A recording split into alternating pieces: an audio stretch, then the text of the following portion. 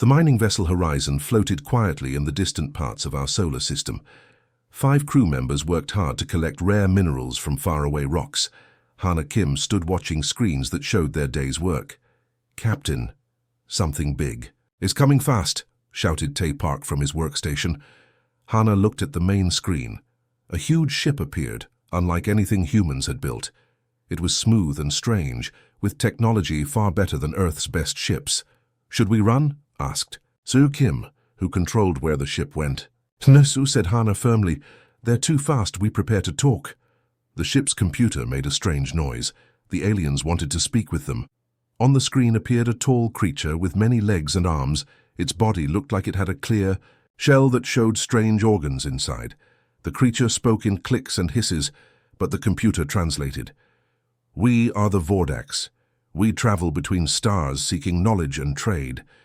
We wish to meet your leaders." Hana felt uneasy, but tried to appear friendly. "I am Commander Hana Kim of Earth's mining vessel Horizon. We welcome peaceful contact." The Vordax leader tilted its head. "Would you join us on our ship? A meeting of goodwill?" June Lee, the security officer, whispered, "Captain, this feels wrong." "We need to learn more," Hana whispered back. Then to the alien, "My security officer and I will come." Their small shuttle docked with the massive alien ship. Hana and June stepped through the airlock into a strange corridor, with pulsing lights and walls that seemed alive. 3 Vordax waited for them. Up close, they were over 7 feet tall, with 4 arms and strange mouthparts that moved constantly. "We are pleased to meet humans," the lead Vordax said. "Please breathe deeply of our welcome scent." Before Hana could respond, a sweet-smelling mist filled the room. Her legs suddenly felt weak. Beside her, June collapsed to the floor. What are you doing?" Hana managed to say before her vision went dark. She woke up in a clear box barely large enough to stand in. Her head pounded. Through the transparent walls, she saw her entire crew in similar containers. June was trying to break his wall, but couldn't even make a scratch. "They took the whole ship," Jin Yu, the medical officer, called from her cell. "They used some kind of beam to pull it inside their larger vessel." Hana watched as several Vordax entered the room. They moved around the cells, studying the humans like animals in a zoo. One stepped closer to Hana's cell and spoke in perfect English. "Your species has excellent muscle-to-fat ratio, good protein content, minimal toxins." A cold feeling spread through Hana's body. "You're talking about us like food." The Vordax's mouth parts clicked in what might have been laughter. "All life is food to those higher on the chain. Your species will make an excellent harvest." Another Vordax joined the first, carrying a star map that glowed with blue light. Hana recognized our solar system. A path was marked from their current. "Positioned directly to Earth, approximately 30 Earth days until we reach your home planet," the Vordax said. "Plenty of time to study your biology and prepare for harvesting." After the aliens left, the crew looked at each other in horror. "They're going to eat everyone on Earth," Sue whispered, her face pale. Tae pressed his hands against the cell wall. "There must be a way out of here." Hana studied her cell carefully. "We need to learn everything we can about them, their weaknesses, the way their ship works, everything." In a cell across from them sat another creature they hadn't noticed before. It was smaller than the Vordax, with blue skin and large eyes. It watched them with interest. "Hello," Hana called out. "Can you understand us?" The creature moved closer to its cell wall and nodded slowly. "I am Nyx," it said in broken English. "Last of my world. Vordax came, ate most, kept some to study." "How long have you been here?" Jin asked. "Many cycles, too many to count. They go from world to world, taking, eating, never stopping." June slammed his fist against his cell. "We need weapons." "No weapons will help," Nyx said quietly. "But Vordax have weakness. Their bodies react badly to certain chemicals." Jin leaned forward. "What chemicals do you know?" "Chemicals your bodies make when afraid, when running. I see it happen. Guard got human blood on skin once. Guard very sick." Jin's eyes widened. "Stress hormones? Adrenaline, cortisol?" Nyx didn't understand the words, but nodded. "Yes, human fear is poison to Vordax. Hannah looked at her crew with the first spark of hope. Then we need to make them very afraid of humans. Over the next few days, they watched the guards carefully. Hannah noticed they took them one by one to another room for tests. During these moves, they could see parts of the ship. They're preparing for some kind of special meal, Sue reported after returning from her tests. I saw many Vordax gathering food and strange drinks. A feast, Hannah said, if they all gather in one place. Tay had been collecting small bits of metal during his tests. I might be able to make something that spreads our stress hormones through their air system. But I need more parts. Next time they take me, June said, I'll create a distraction. Jin, you grab whatever Ty needs. Later that day, when the guards came, June pretended to have a seizure. While the Vordax examined him, Jin slipped several medical tools into her clothes. That night, as the ship hummed quietly around them, the humans whispered their growing plan. We have one chance, Hannah told her crew. If we fail, Earth falls. She looked through her cell wall at the strange stars outside. Somewhere out there was home, unaware of the danger coming toward it. Hannah pressed her hand against the cold surface of her prison. We will not fail, she promised. Days passed slowly. On the Vordax ship, Hannah and her crew used every moment to study their captors. They watched how the aliens moved, how they talked to each other, and how the ship worked. Tay noticed something important first. The Vordax don't just talk with sounds, he whispered to the others. They let out smells from their bodies, like messages. Jin nodded. Pheromones. Many insects on Earth do the same thing. So they talk with smells and sounds, Hannah said thoughtfully. That could be useful. Every day the guards took one human to a testing room. The aliens poked them, took blood, and studied how their bodies worked. It was scary, but the crew used these trips to learn more about the ship. Sue managed to see a map during one of her tests. We're moving fast toward Earth, she reported. Maybe 3 weeks before we get there. Not enough time, June said, hitting his fist against his cell wall in frustration. The blue alien Nix watched them from across the room.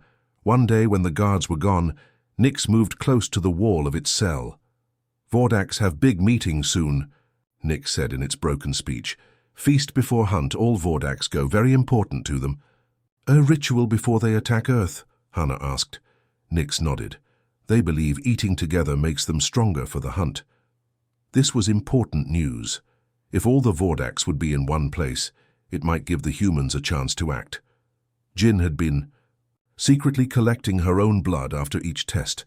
She kept it in a small container she had hidden from the guards. One day, she managed to spill a few drops near a guard's foot. The effect was shocking. The Vordax jumped back, its body shaking.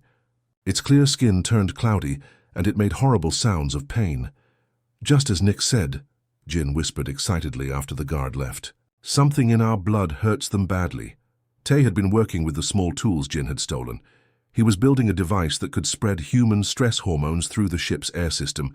I need something that can make our hormones stronger, Tay said.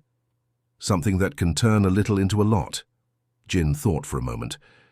During my last test, I saw chemicals they use to make things grow. If I could get some... The next time Jin was taken for testing, she pretended to fall.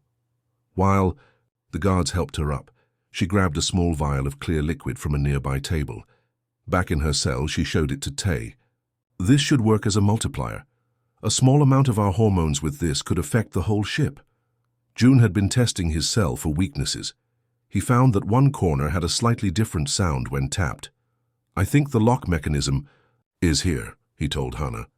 If we can hit it hard enough during the confusion, we might break free. Nix continued to share valuable information. Vordax leaders wear special marks on shells. Ship commander has red marks. He controls all. So we need to find this commander, Hannah said. Sue had been watching the ship's daily patterns. The guards change 3 times each day. The fewest are here during the middle change. As they planned, they also learned more about Vordax biology. The aliens had 3 hearts but 1 main brain. Their clear skin could change color to show their mood or rank. Most importantly, they were not used to fighting prey that fought back. On my world, Nick said sadly, we did not fight, we did not know how. You humans think differently, you plan. You fight even when locked up. It's what we do, Hana said with determination. We survive. Tay finished his device 5 days later. It was small, made from stolen parts and hidden inside his shirt. It will take all our saved blood, he explained. Mixed with Jin's chemical, it should create enough stress hormones to affect many Vordax at once. How do we get it into the air system? June asked. There's a vent in the testing room, Sue said. I saw it during my last test. It's part of the main system. Their chance came when Jin was scheduled for testing the day before the big feast. The plan was simple but dangerous. Jin would create a distraction. June, who was strongest, would attack the guards. Tay would plant the device in the vent. That morning the guards came as usual to take Jin. As they opened her cell, she looked at her friends one last time. So much depended on this moment. Be careful, Hana said quietly. Jin was taken to the testing room. 2 Vordax guards stood watching as a third prepared tools. Jin waited until the main examiner turned away, then screamed and grabbed her stomach as if in terrible pain. The guards moved closer. Jin fell to the floor, twisting in fake agony. When they bent down to check her, she pulled out the hidden container of blood and splashed it directly into their faces. The reaction was immediate. Both guards fell back, their bodies convulsing. Jin ran to the door and signaled the others. Everything happened quickly after that. June broke his cell open using the technique he had practiced. He freed the others and they ran to help Jin. When they reached the testing room, they found Jin fighting the third Vordax. June jumped in to help, while Tay went straight to the vent. Hurry, Hana called, watching the corridor. Tay placed his device inside the vent and activated it. It's done. It will start releasing the hormones slowly. By feast time tomorrow, the air will be full of them. They dragged the unconscious guards back to the cells and locked them inside. Now they needed a place to hide until the feast. I know place, Nick said. Follow. As they moved through the strange corridors of the alien ship, Hana felt something she hadn't felt in days, hope. They still had a long way to go, but they had taken the first real step towards saving Earth. The humans followed Nix through narrow service tunnels of the massive ship. These small passages were used by Worker, Vordax to fix the ship's systems. The aliens never expected their food to use these paths. Guards will search soon, Nix whispered as they crawled through a tight space. But feast preparations keep many busy. They reached a small storage room filled with strange containers. It smelled bad, but it was safe for now. We stay here until feast, Nick said. No guards come here. Tay checked his device using a small tool he had made. The hormone mixture is spreading through the air system. By tomorrow, the whole ship should be affected. Hana gathered everyone in a circle. We need weapons and a clear plan. When the feast begins, most Vordax will be in one place. June looked around the storage room and found metal rods used for repairs. These can work as weapons, he said, handing one to each person. I need to reach the control room, Sue said. If I can access their computers, I might be able to control doors and maybe even gravity. Jin had been checking supplies in the storage containers. Look what I found, she said, holding up small canisters. Repair foam. It hardens in seconds. We could use this to trap Vordax. Through the night they prepared. Hana drew a rough map of the ship based on what they had seen during their captivity. Nix helped fill in the missing parts. Main feast room here, Nix pointed. Control room. 2 levels up. Engine room far back of ship. Where will the ship commander be? Hana asked. At feast, sitting in high place, red marks on shell. Morning came, though in space it was hard to tell. They only knew from the ship's lighting changing slightly. The humans ate a little food Nix had found for them and prepared for battle. The feast starts. When the lights turn blue, Nix explained. All important Vordax attend. June checked his makeshift weapon. How will we know if your device is working, Tay? The Vordax should become confused, maybe sick. Their clear skin might cloud up. They'll be weaker, slower. The hours passed slowly. Finally, the ship's lights shifted to a blue glow. It's time, Hana said. Her heart was beating fast, but her mind was clear. Sue and Tay, you head for the control room. Jin and June come with me to the feast hall. We need to find the ship commander. What about me? Nix asked.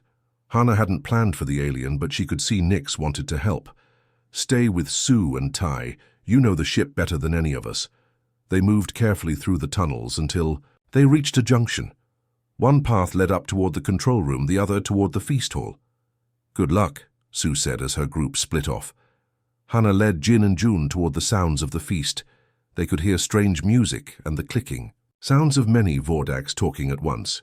They reached a small vent overlooking the feast hall. Below them, hundreds of Vordaks sat at long tables. Food of many colors was being served. At the head table, on a raised platform, sat a large Vordaks with bright red markings on its shell.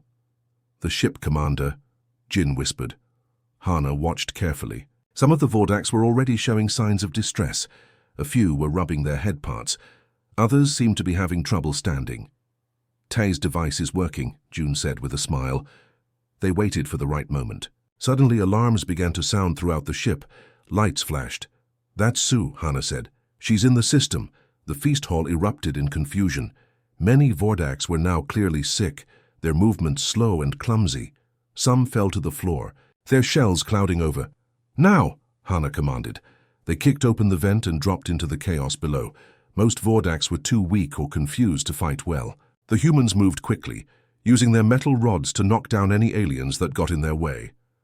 Jin sprayed repair foam on fallen Vordaks, sticking them to the floor. June fought like a warrior, clearing a path toward the main table. Hannah kept her eyes on the ship commander. Unlike many others, he seemed less affected by the hormones. He was shouting orders, trying to organize a defense. "Secure the engine room." The commander yelled, "Kill the prisoners!" Hannah fought her way closer. A large guard blocked her path, swinging multiple arms at her. She ducked under its attack and struck hard at its legs. The guard fell. Across the room, Jin was surrounded by 3 Vordaks. June saw her danger and rushed to help, taking down 2 guards with powerful swings. The ship commander saw Hannah coming. He pulled out a weapon that glowed with strange energy. "Human," he hissed, "you will not take my ship." He fired the weapon. Hannah rolled to the side as energy burned the floor where she had stood. She threw her metal rod like a spear. It hit the commander's weapon, knocking it from his hands. Hannah jumped onto the platform and faced the commander. He was taller and had more limbs, but she was faster, especially now with him weakened by the hormones. "This ends now," Hannah said. The commander attacked with his sharp front limbs. Hannah dodged and struck at his main body. They fought across the platform, while chaos continued throughout the hall. Hannah's voice came through a small communication device Sue had found for them. "Hannah, we have control of the ship's computers. What should we do?" "Seal the feast hall doors," Hannah shouted as she fought. "Trap as many as you can here." The large doors to the hall slammed shut. Many Vordaks were now trapped inside, most too sick to fight effectively. The ship commander realized his position was failing. "You cannot control this ship, you are just food."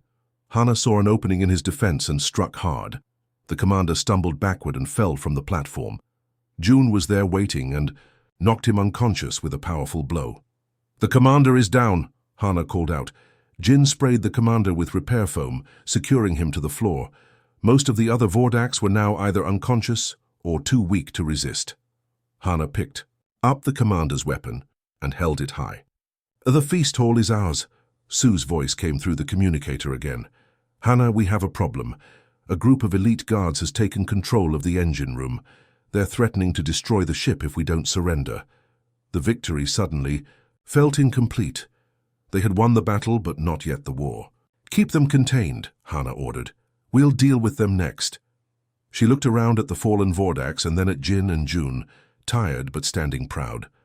One part of their plan had worked. Now they faced an even more dangerous challenge. Hannah. Jin and June made their way to the control room where Sue, Tay, and Nix were working on the ship's systems.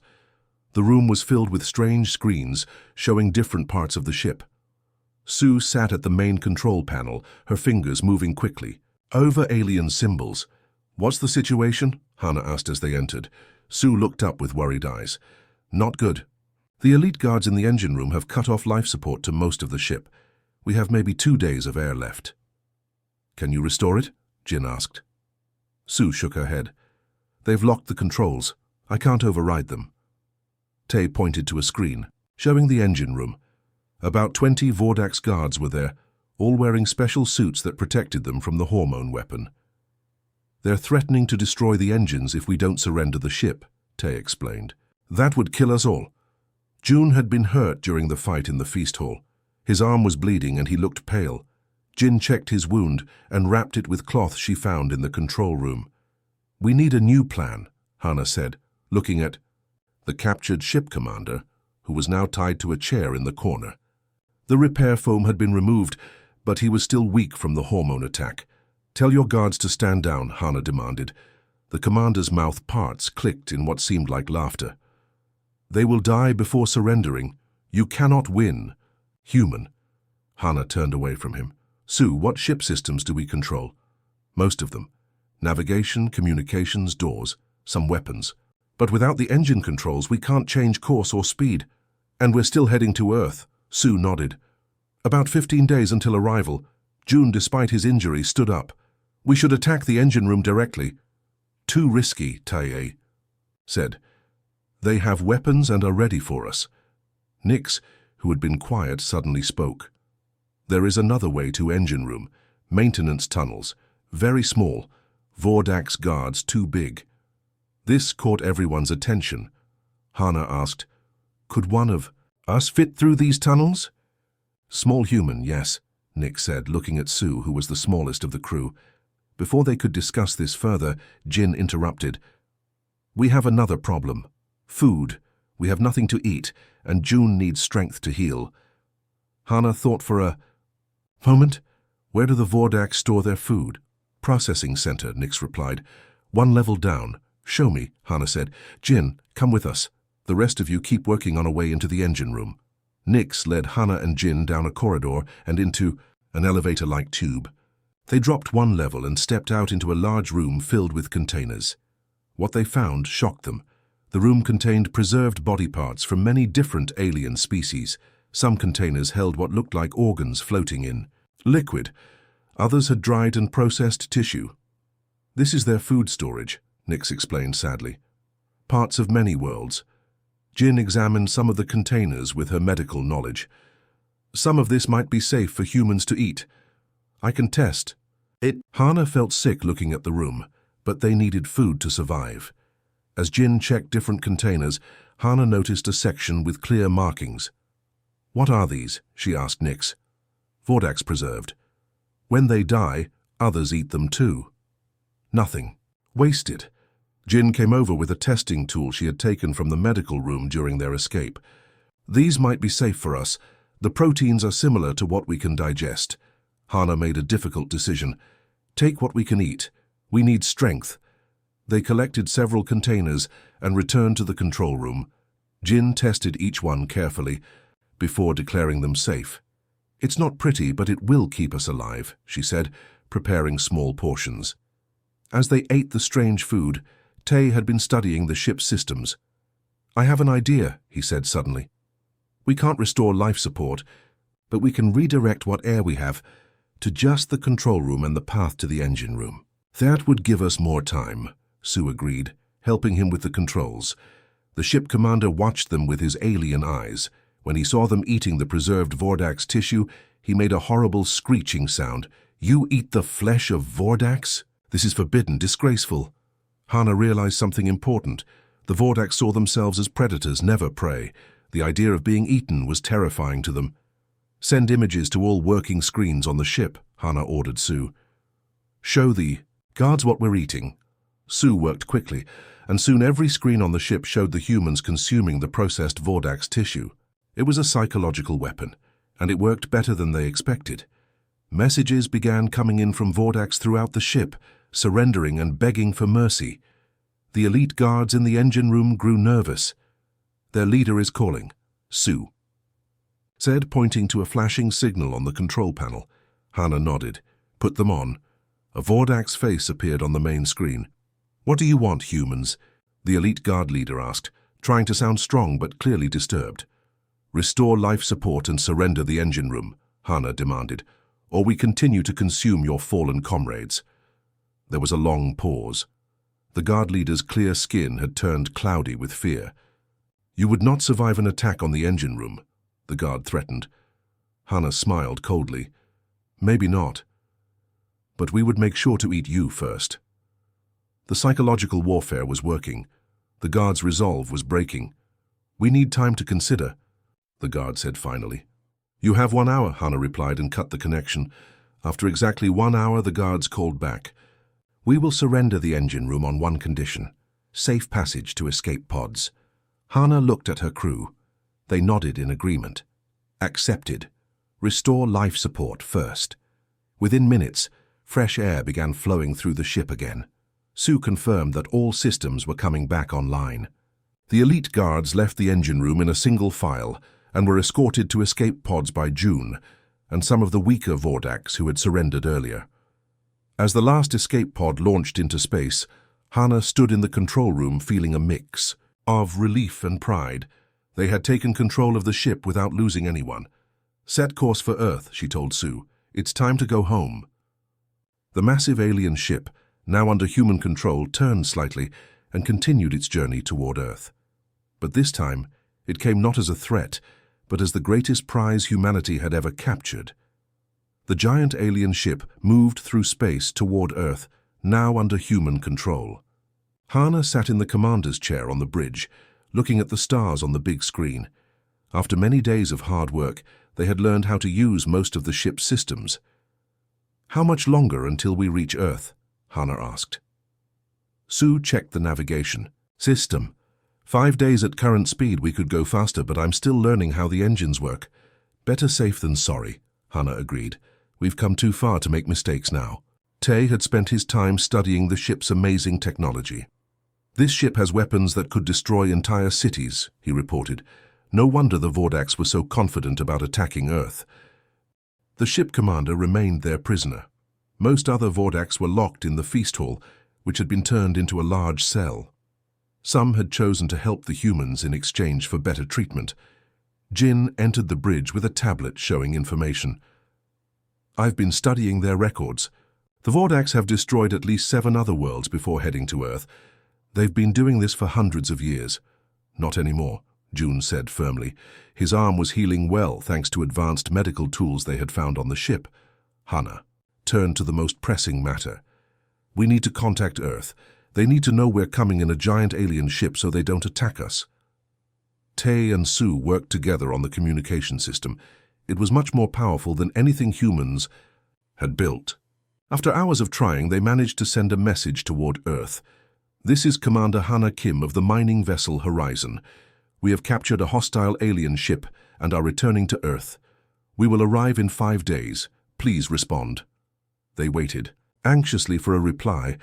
A day passed with no answer. Maybe we're still too far away, Sue suggested.